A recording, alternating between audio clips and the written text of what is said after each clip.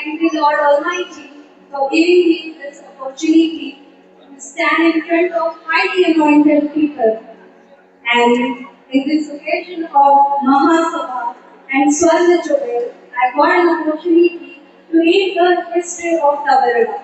I also warmly extend my greetings to Bishop Lokara, the speakers, UBCA, office bearer, pastors, deacons, secretaries, and my dear ones.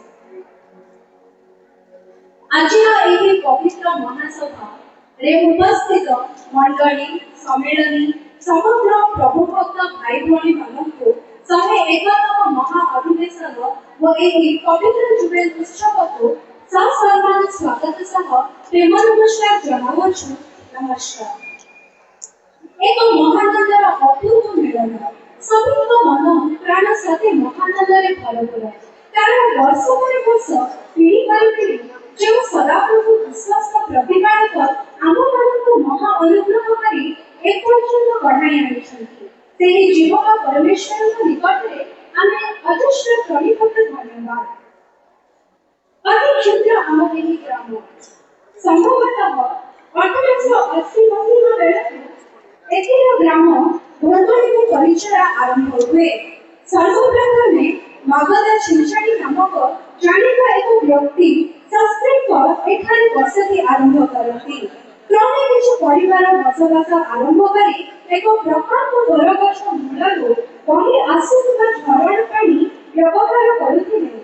ଆଦିବାସୀ ଭାଷାରେ କାବର ଡାଣରୁ ବାହାର କାବରଡାର ନାମକରଣ ହୋଇଅଛି। ପ୍ରଥମେ ଏଠିକାର ଆଦିବାସୀ ପ୍ରକୃତି ପୂଜା କରୁଥିଲେ, କ୍ରମେ ବିଭିନ୍ନ ଦେବାଦେବୀଙ୍କୁ ସେବା କରି ଆସୁଥିଲେ। ସେତେବେଳେ ଘଞ୍ଚ ଜଙ୍ଗଲ, ହିଂସ୍ର ଜୀବଜନ୍ତୁ ମାନଙ୍କ ଅବୋଧ ଚଳାଚଳି, ରାତି ରାତିରେ ପ୍ରାଣ ଭୟ, ଯଦି କେହି ଭୁଲବଶତଃ ରାତି ମଧ୍ୟରେ ବାହାରକୁ ଆସେ ସେହି ବାଘର ଶିକାର ହୋଇ ମୃତ୍ୟୁବରଣ କରୁଥିଲେ। ସମ୍ଭବତଃ 1900 ମସିହାର ପ୍ରାରମ୍ଭରେ ସୁସମାଚାର ଆଲୋକ ବଣାଞ୍ଚଳରେ କ୍ରମେ ବିକଶିତ ହେବାକୁ ଲାଗିଲା। ଆମ ଏହି ଗ୍ରାମକୁ ଲାଗି ବଡ଼ଭଦ୍ରରୁ 6 ଡିଗ୍ରୀ ଛେଳିଗଡ଼ ଯିବା ରାସ୍ତା ଥାଏ। ବେଳେ ବେଳେ ଆଲାମୀ ସାହେବ, ଲ୍ୟାଣ୍ଡରିଂ ସାହେବ ଓ ପାଷ୍ଟର ସାହେବ ମିସ୍ ମଣ୍ଟୁ ଏହି ପଥ ଦେଇ ଯିବା ଆସିବା କରୁଥିଲେ। ତାଙ୍କ ସହ ବଡ଼ଭଦ୍ର ଗ୍ରାମର ପ୍ରଚାରକ ଶ୍ରୀ ଧରକରଡ଼ ଆସି ସୁସମାଚାର ଜାଣୁଥିଲେ। ଲୋକେ ଧୀରେ ଧୀରେ ଖ୍ରୀଷ୍ଟ ଯୀଶୁଙ୍କୁ ବିଶ୍ୱାସ କରିବା ଆରମ୍ଭ କରିଥିଲେ। 1975 ମସିହା ଧର୍ମଲୋକର ବର୍ଷ ହୋଇଥିଲା। ବଡ଼ଭଦ୍ର ମଣ୍ଡଳୀର ପାଳକ ରଘୁନାଥ ରାଉଳ ଆସି ନୂତନ ବିଶ୍ୱାସୀମାନଙ୍କୁ ଦୁର୍ବଳ ପ୍ରଦାନ କରିବା ଲାଗିଲେ। ପ୍ରଥମେ ଶ୍ରୀ ଉଦ୍ଭବ ଛିଞ୍ଚାଣି, ଶ୍ରୀ ଶଶିଭୂଷଣ ଲୋହର, ଶ୍ରୀ ଚନ୍ଦ୍ରକଳା ନାୟକ, ଶ୍ରୀ ଅର୍ଜୁନ କରାଡ଼ ପ୍ରଭୁଙ୍କୁ ଗ୍ରହଣ କରିଥିଲେ। ପରେ ପାଣ୍ଡବ ଲୋହରା, ଉଦ୍ଧବ ଲୋହରା, ସୁଖୁ ରାଇକ, ଦଣ୍ଡେ ରାଇକ, ପଥିକ କରାଡ଼, ଶ୍ୟାମା ସିଂ, ନେତ୍ର କରାଡ଼, କାର୍ତ୍ତିକ ମଣ୍ଡଳ ନାୟକ, ବିଭୀଷଣ ଜେନା ପ୍ରମୁଖ ଭୁବନ ଗ୍ରହଣ କରିଥିଲେ। ସମାଜ ନାମରେ ନାମିତ ହୋଇ ବଡ଼ଭଦ୍ର ମଣ୍ଡଳୀରେ ତତ୍ତ୍ୱବଧାନରେ ଚାଲି ଆସୁଥିଲେ। ସ୍ୱର୍ଗତ ଜୋସେଫ ମାଝୀ ଏଥର ପ୍ରାୟ 3 ବର୍ଷ ଧରି ଭକ୍ତି ଶିକ୍ଷା ପ୍ରଦାନ କରିଥିଲେ। ପରେ ସାଧୁ ଅମରେଶ କରାଡ଼ ଏଥର ପ୍ରାୟ 12 ବର୍ଷ ରହି ବିଶ୍ୱାସୀମାନଙ୍କୁ ବିଶ୍ୱାସର ସୁଦୃଢ଼ କରିଥିଲେ। କ୍ରମେ ଭୂମି ସଂଖ୍ୟାରେ ଅଭିବୃଦ୍ଧି ହୋଇ 150 ଜଣରେ ପହଞ୍ଚିଥିଲେ। କାବରଡା ଶାଖା ମଣ୍ଡଳୀ ବଡ଼ଭଦ୍ର ମାତୃମଣ୍ଡଳୀର ସହଯୋଗରେ 1976 ମାର୍ଚ୍ଚ 2 ତାରିଖରେ ମଣ୍ଡଳୀ ଗଠନ କରିବା ସକ୍ଷମ ହୋଇଥିଲେ।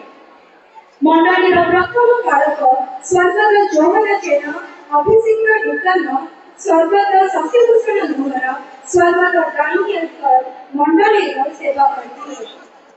ପରବର୍ତ୍ତୀ ସମୟରେ ଡିକନ ଡାନିଏଲ କରଙ୍କୁ ପାଳକ ଜେନାଙ୍କ ଅବସର ପରେ ତୃତୀୟ ପାଳକ ରୂପେ ଅଭିଷେକ କରାଯାଇଥିଲା।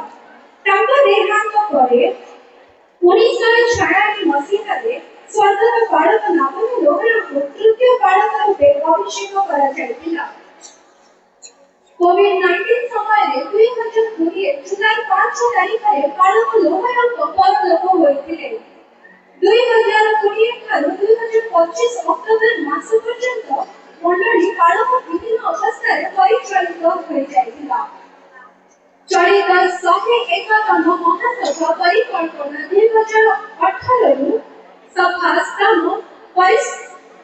प्रस्तुति आरंभ करा जायतिला 2023 की 2024 की 2025 की सभा पढ़िया प्रस्तुतिर समय थिला प्रभु को महा अनुग्रह 2025 आलोकर मासरे मंडली एक उत्तम रक्षा पालक जथा मंडली चतुर्थ पालक आश्चर्य नाथा लोहर को प्राप्त होई आशीर्वादित होइछि बालक अभिषेक एवं महासभार योजना प्रस्तुति पाई 2025 वर्षर कर्मकर्ता मानक धन्यवाद करी रहिबारु प्रभु मंडली समस्त भाई भणी मानक महासभा अनुष्ठित करबा निमंते सुंदर मनोबल प्राण सहयोगिता जीवन एवं वड़मित्र हस्त प्रदान करितरु सेति जीवित परमेश्वर को अशेष धन्यवाद देव आज दिन महा आनंद स्नेह सह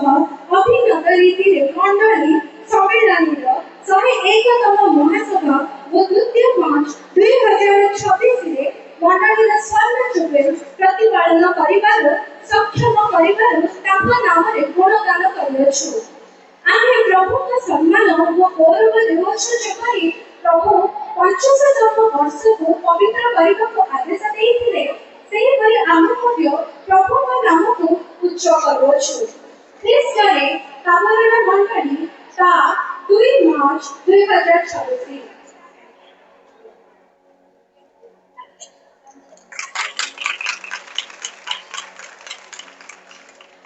I again thank you for giving me this opportunity.